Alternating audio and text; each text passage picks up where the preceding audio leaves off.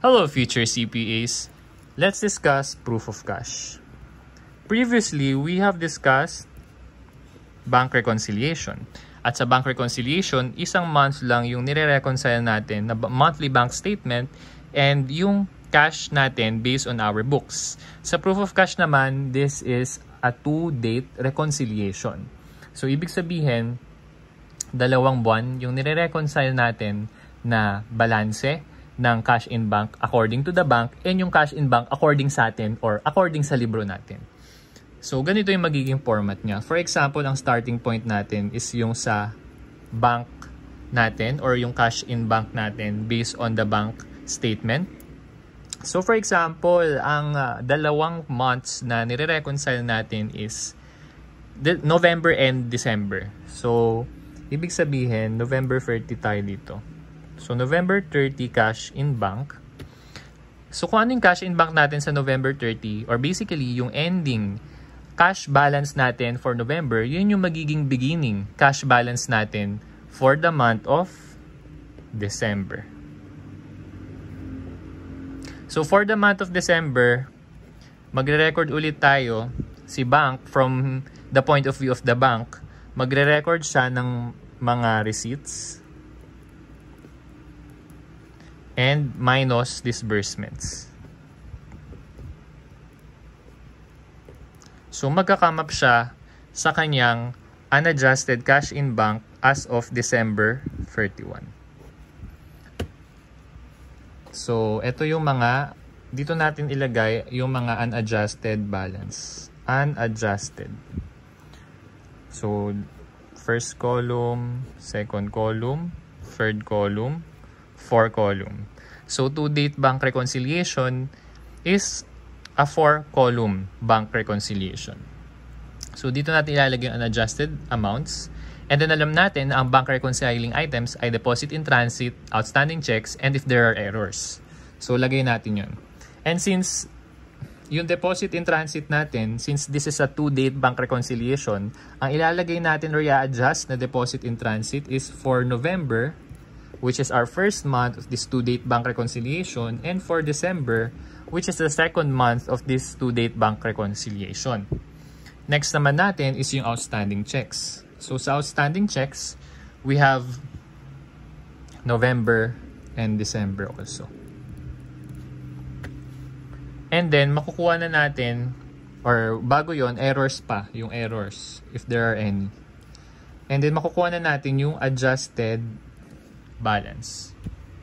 Next naman natin is yung sa books natin. So, yung sa books natin, meron ulit tayong unadjusted.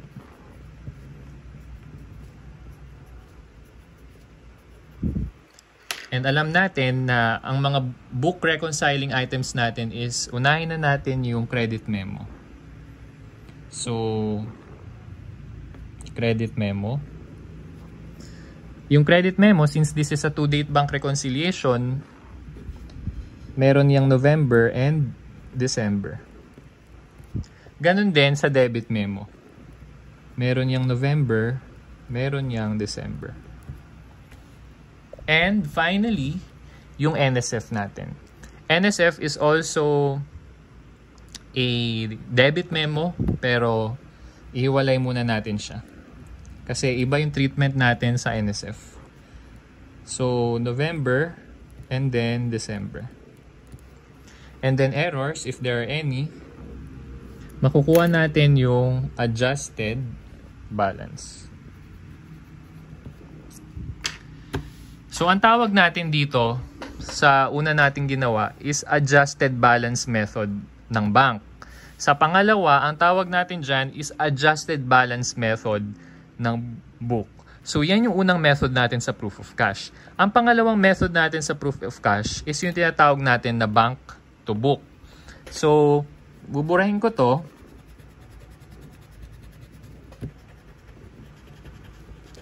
Kapag dinikit natin itong book reconciling items dito sa bank reconciling items, makukuha natin dito yung, 'di ba?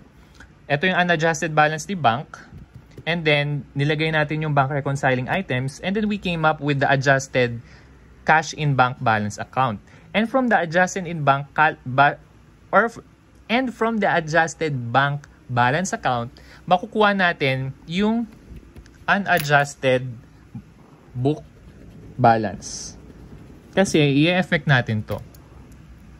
So, unadjusted books.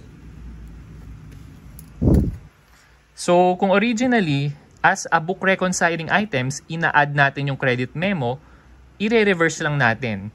Kung originally, yung debit memo is mina-minus natin, ipa-plus naman natin this time. And kapag yung NSF, di ba, originally mina-minus din natin, ipa-plus din natin this time or isasali natin sa disbursement. Later on, i-detalye natin bakit sa disbursement. Pero basically, kung ano yung usual na ginagawa natin sa isang petsa lang na bank reconciliation, kung magbabank to book tayo, in order for us to come up with an adjusted cash balance on our books, i-reverse lang natin kung ano yung usual natin ginagawa. So again, kung credit memo is plus, magma-minus tayo this time. Kung ang debit memo is originally minus, magpa-plus tayo this time. Ganun din sa NSF. So ultimately, ang mako-compute natin is yung unadjusted books. Kaya sa pangalawang method ng proof of cash, ang tawag natin doon is bank to book.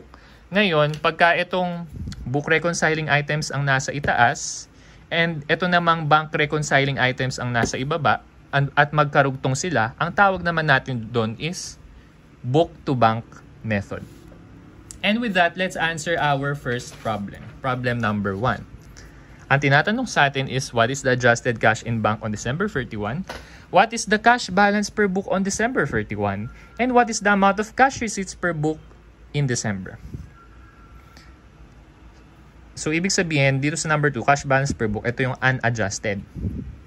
So, let's see. Tumbler Company had the following bank reconciliation on November 30.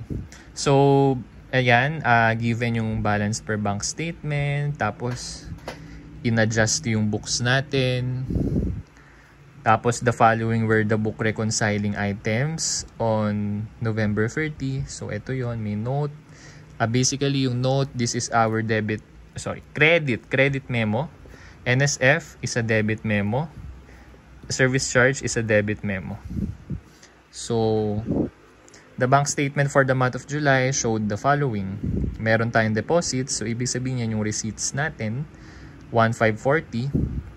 So, receipts yon. And then, yung disbursements natin, ito yon. Disbursements including 35,000 NSF customer check and 12,000 service charge. Again, yung 35,000 NSF debit memo yan. And yung service charge, debit memo din.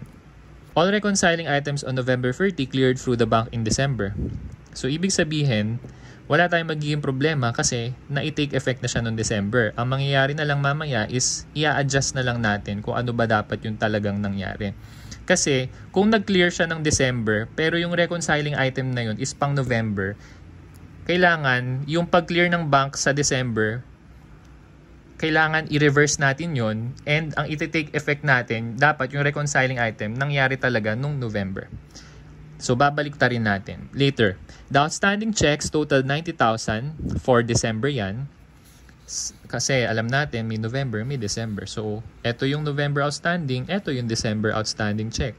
Deposit in transit, 190K for December. Eto yung December deposit in transit, eto yung November na deposit in transit. So, dalawa yan na set dapat. Para mabuo natin yung proof of cash. So, number 1, what is the adjusted cash in bank on December? Okay, so buuin natin. Ito na yung gagamitin natin. So, burahin or tanggalin ko muna yung mga X dito. So, there you go. Ang balance per bank statement natin on November 30 is 2 million. Yung 2 million, ilalagay natin dito sa unadjusted. Per bank siya. So, ito yan. Start tayo sa bank. So, 2 million. Parang di kakasya na maraming zero. Anyways. Tapos, deposit in transit natin for November is 210,000.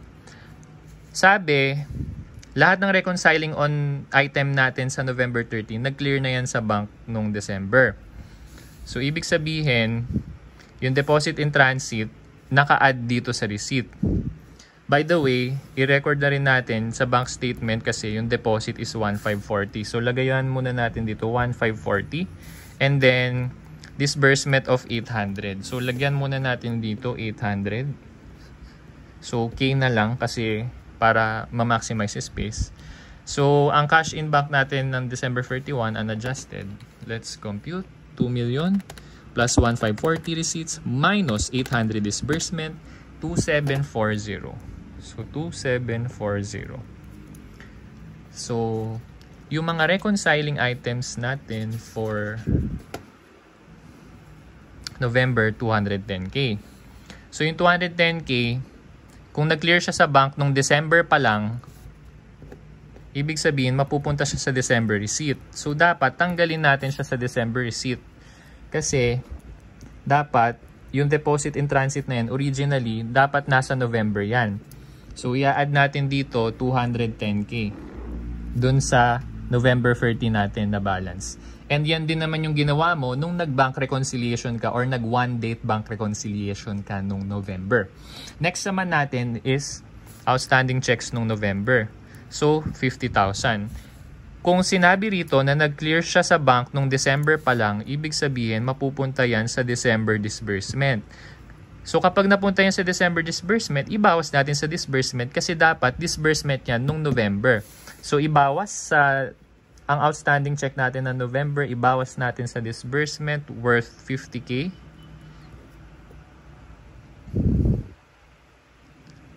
And then, idagdag natin or ibawas natin dito sa cash natin ng November 30 or our beginning cash balance for December. Next naman natin, yan. So, okay na tayo sa DIT Nov and OC Nov. Next naman natin is yung DIT December. So, yung DIT December natin is 190,000.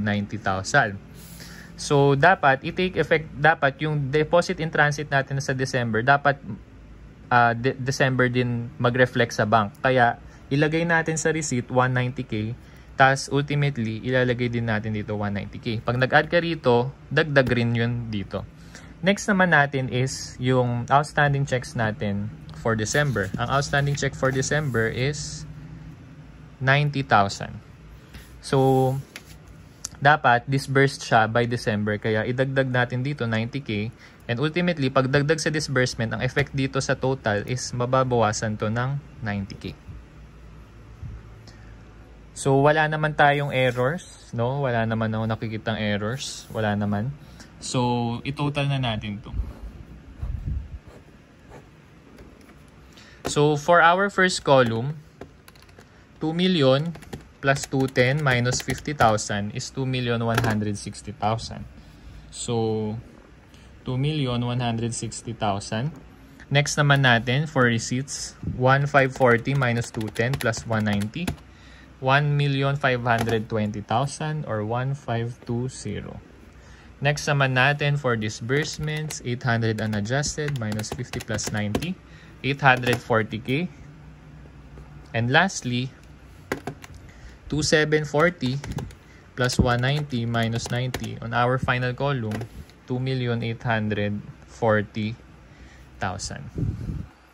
So basically, ayan siya. So, ang tanong sa atin sa number 1, what is the adjusted cash in bank on December 31? So, ang adjusted cash in bank nung December 31 is 2,840,000. So, ang sagot natin sa number 1 is dog, 2,840,000. Yung number 2 and number 3, since per book na yan, on December 31, and hindi naman yan yung adjusted, dito natin yan makukompute sa dulo. So, kailangan i-work back natin by means of also taking effect our book reconciling items on our adjusted cash in bank. So, let's try. For November, ang credit memo natin is yung notes collected for November na 340K. So, Na-collect natin siya nung November. So, dapat mag-reflect siya sa receipts natin ng November. So, 340K.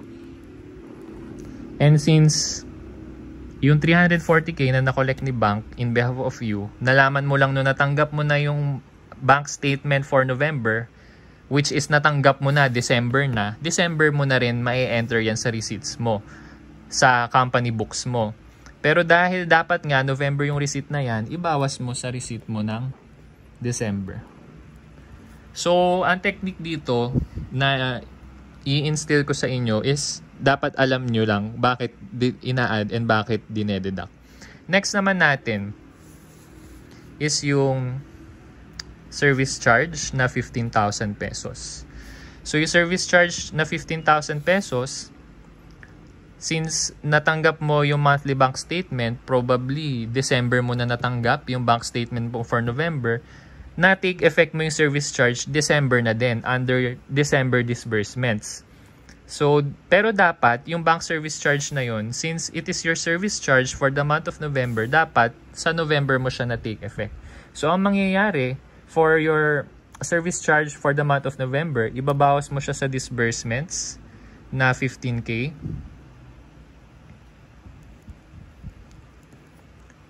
And ultimately, nakabawas siya dapat dun sa November balance na 15K. Next naman natin is yung NSF. Sige, mamaya na NSF.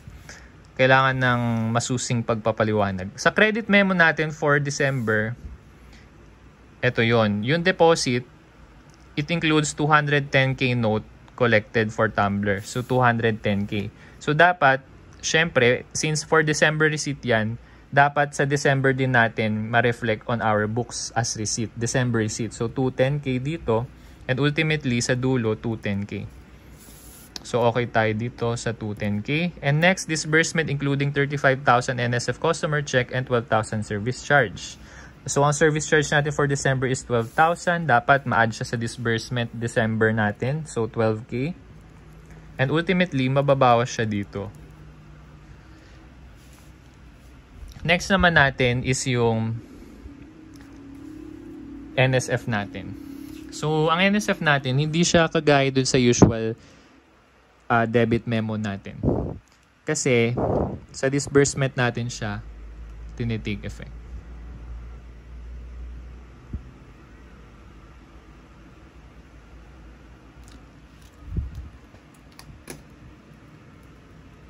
Alright, so, for our NSF, ang akala ng marami, kapag i-adjust natin yung NSF, diba, natanggap natin check from the customer. So, nadagdag siya dun sa cash receipts natin. Tapos, by the end of the month, or on the next day, nung bumalik tayo sa bank, nalaman natin na hindi pala, or no sufficient fund pala yung customer natin. So, ang akala ng marami is, bakit dapat, or ang akala ng marami, ibabawas dapat yan sa receipts. Pero, ang general accounting policy ng mga company is, kapag nagpo-proof of cash, yung NSF, for the month of December muna tayo. Or dun sa pertained month natin. For the month of December, dapat, dinadagdag siya sa disbursement instead of binabawas siya sa receipts. So, ang NSF natin for the month of December muna, or our current month, is 35,000 pesos. Yung 35,000 pesos for the month of December, ilalagay natin sa disbursement and ultimately, mababawas siya dito sa total natin. And our NSF for month of November, which is 60,000, ibabawas natin sa disbursement and ultimately, ibabawas natin dito sa November cash in bank natin. So basically, yung debit memo and yung NSF, same lang yung effect niya. Mapapansin nyo, yung DM ng November and NSF na November, pareha silang binawas sa previous month and sa disbursement. Yung DM December and yung NSF December, pareho sila ng pattern. Dinagdag sa disbursement and ultimately binawas dun sa ending balance. Okay, so wag kayong malilito. Kasi akala na marami yung NSF, for example, sa December. ibabawas nila dito sa receipt. So, hindi dapat. Okay? Again, general accounting policy is to increase the disbursement rather than decrease the receipt sa NSF natin. In effect, balance pa din naman yung total dito and yun yung ultimately na important sa atin na balance pa din to. Unless yung problem, sinabi niya that the accounting policy for the NSF for that specific problem and for that specific company is in proof of cash, yung NSF is i-decrease yung receipt. Possible din na mangyari yan kung expressly sinabi sa problem na ganoon ang kaso. So now let's try to compute. Wala naman na tayong error, wala tayong errors no for month of December or November. So let's compute for the first column. Bale, 'di ba adjusted balance na to, tapos ang kino-compute natin is yung unadjusted books. Etong operation na to, na ito naka-plus, ito naka-minus, naka-minus, naka-minus, naka-plus, and so on and so forth.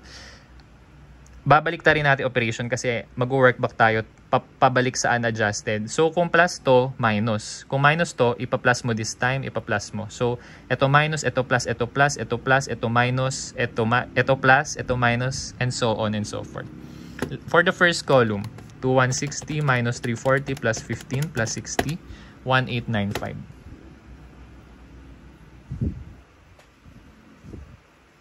Ulitin natin. 2160 minus 340 plus 15 plus 60, 1895. So, unadjusted books natin is 1895. Next natin, 1520 plus 340 minus 210, 1650. 1650.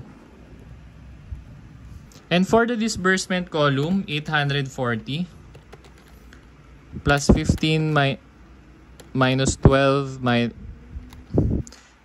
and for the disbursement column, 840 plus 15 minus 12 plus 60 minus 35, 868,000.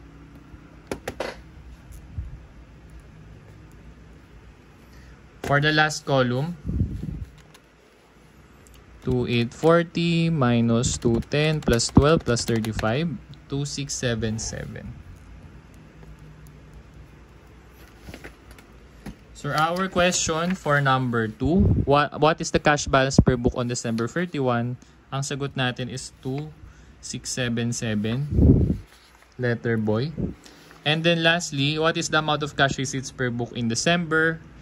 That's cash receipts December 1,650,000. So our answer is letter boy. Pag ang tinanong naman sa'yo, how much is the cash receipt sa books or cash disbursement? How much is the cash disbursement sa books?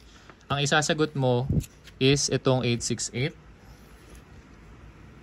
And then, pag ang tinanong sa'yo, how much is the unadjusted books nung November 30? Ang isasagot mo is yung 1,895,000. So now let's proceed to problem number 2. Practice pa tayo. So problem number 2. Ang mga tanong sa atin is how much is the cash per books, how much is the adjusted cash disbursements, and how much is the cash receipts per books. Tumblr Company had the following book reconciliation on November 30. So kanina sa problem number 1, bank yung nauna. Tapos inadjust sa book. Ngayon naman, book naman and then papunta sa bank. So this is an example of book to bank method. So balance per book is 100K. Note collected by bank 25K. So para mas madali, I will mark as orange yung book reconciling items and I will mark as blue yung bank reconciling items. So, dun muna tayo sa bank reconciling items. Basically, yung information kasi, ini-spread out lang dito. Pero dapat, ang alam mo, malaman mo, ano yung book reconciling items, alin yung bank reconciling. So, let's start with color blue for our bank reconciling items. So, ang bank reconciling item natin dito is our outstanding checks, deposit in transit, Tapos, outstanding checks, deposit in transit. Tapos, our book reconciling items is yung note collected by the bank, NSF, service charge, tapos yung NSF and note collected. So now, let's try to plot this on our solution. So, niready ko na siya. So, November, December ulit yung months natin. So, for November 30, ang unadjusted natin balance per books is 100,000. So, ito yon. So, 100K lalagay ko rito, unadjusted. So, ang receipts natin, nakalagay, the books for the month of December showed the following. So, since books to, magkano yung deposit, yun yung receipt. So, 150K dito. And then, books for disbursement, 70K. Kaya, 100 plus 150 minus 70K is 180K. So, 180K, 80K yung ilalagay natin sa unadjusted ending cash balance. So, ang books natin, meron tayong NSF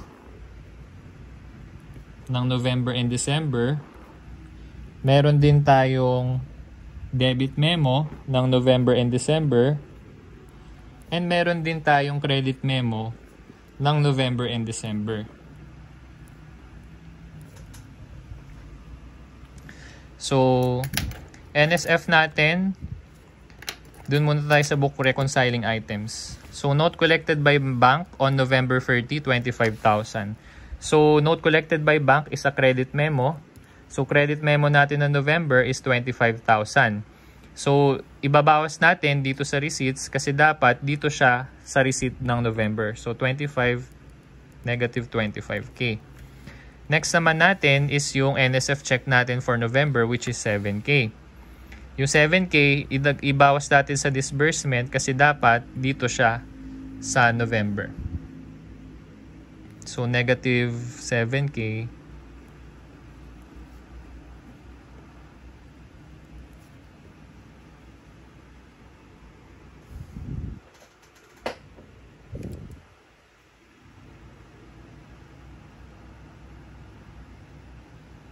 Next naman natin is yung service charge for November, which is 2,500.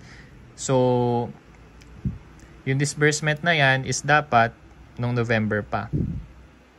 Kaya, ang ating debit memo or service charge for November is 2.5K dito, and then dapat dito yung 2.5K sa November.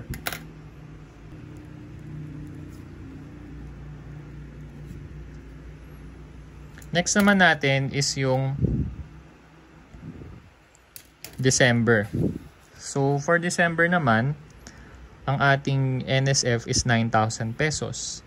So, ang NSF natin 9,000. So, ilagay natin sa disbursement and ultimately negative siya dito. Next naman natin is yung ating collection, which is 12,500. So, ilalagay natin siya sa receipt ng December, 12.5K. And ultimately, dito sa dulo, 12.5K. And lastly, ang kulang na lang natin is yung debit memo natin for December. So, yung debit memo natin for December,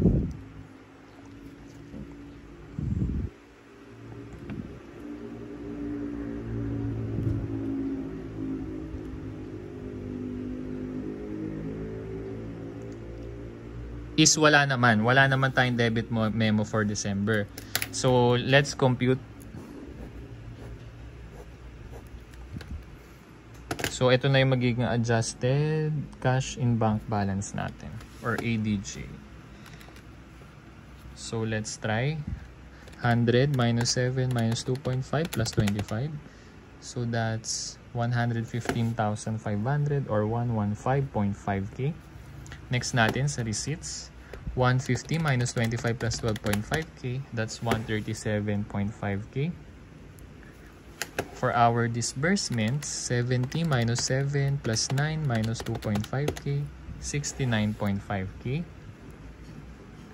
And December naman, 180 minus 9 plus 12.5, 183.5K. Next naman natin is yung ang next naman natin is yung bank reconciling items natin. So, ang bank reconciling natin, of course, you have your DIT for November and December, and you have your outstanding checks for November and for December. Ang DIT natin for November is 35,000. So, yung 35,000, ibabawas natin sa receipt ng December kasi dapat sa November siya nag-take effect. Next naman natin is yung DIT natin noong December. Ang DIT natin noong December is 30,000. So, dapat mag-take effect siya sa receipt ng December and ultimately plus 30K sa dulo. Next naman is yung outstanding checks for November. So, yung outstanding checks natin for November is 48,000. So, since December siya na-disburse, dapat tanggalin natin dyan kasi dapat nung November siya na-disburse. So, lipat natin dito. And lastly, yung December outstanding check. December outstanding check is 42,000. Yung 42,000 na outstanding check dapat ma-take effect sa December disbursement and ultimately minus dito.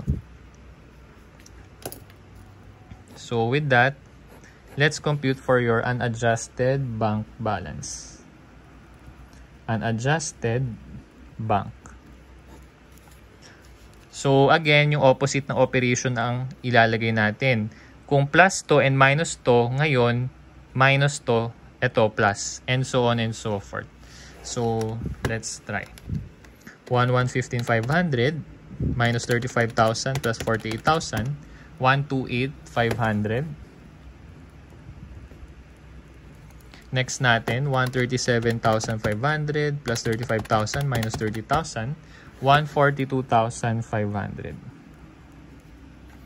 Next naman natin, 69,500 plus 48,000 minus 42,000, 75,500.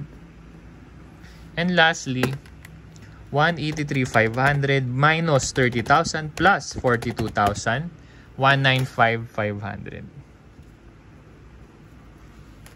So, na-solve na natin yung question. Now, number 1, how much is the cash per books on December 31? So, ang cash per books natin on December 31, books, December 31 is 180,000. Next, how much is the adjusted cash disbursements on December 31? So, ang adjusted cash disbursement natin is ito, 69,500. So, that's letter C. Pag ang tinanong naman sa'yo is adjusted cash receipts on December 31, ang isagot mo is 137.5, letter B. Pag ang tinanong sa'yo is yung adjusted cash in bank as of December 31, ang isagot mo is letter dog, 183,500. And number 3, how much is the cash receipts per books on December? So, ang cash receipts natin per books on December, ito,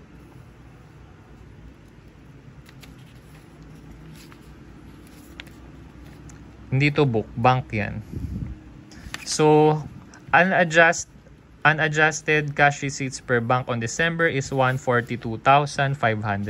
Pag ang tinanong sa'yo is yung cash disbursements per bank as of December, 75,500. Ang sasagot mo is letter C. Pag ang tinanong naman sa'yo is yung cash in bank as of December 31, ang isagot mo is 195,500. So again, ito unadjusted bank, ito unadjusted book. Nag-meet sila sa gitna dito sa adjusted balance. Isa pa na gusto ko i-point out before we end this video is yung mga adjustments. Kapag magkalayo yung adjustments, same sign sila.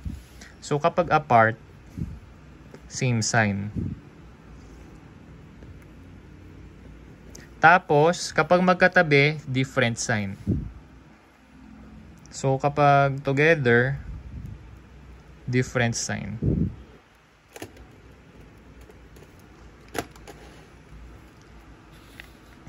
So, magkalayo, same. Magkatabi, different. magkalayo, same. So, ganyan lang yung pattern niya. Pero hindi ito mag-a-apply kapag errors yung pinag-uusapan. Pero since wala naman tayong errors dito specifically for this problem, kapag magkalayo, same sign. Pagka magkadikit, different sign. So, para lang yan sa debit memo, credit memo, DITOC. Hindi kasama yung errors. So, that concludes our discussion for proof of cash. Goodbye for now, future CPA.